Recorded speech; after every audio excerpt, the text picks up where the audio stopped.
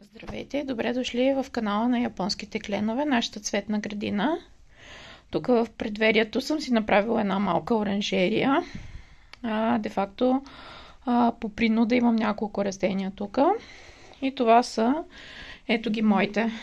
Едно мушкато, това също мисля, че е мушкато. И отдолу имам един сукулент. Тук съм си приготвила малко дали и малко тагетис, но другите мушката са на майка ми. И по принуда съм сложила тук две японски кленчета, които закупих тази година и които дойдоха леко разлистени, тъй като температурите паднаха до под 6 градуса. Минус 6 градуса беше тук някои нощи. И затова си ги внесах вътре кленчетата. Защото вижте на Тейлър колко са му нежни листенцата. Чисто розово кленче. Те са вариегатни листата. Но вижте колко са нежни. Тези розовите. С леко зеленичко. И ето тук имаме по-разлистено листо.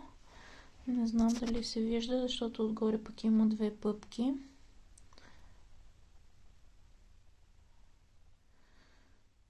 Просто колко е красиво, нежно. Не исках да измръзне на студа.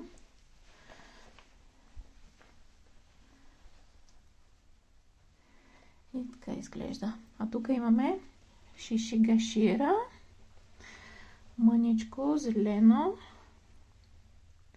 японско кленче.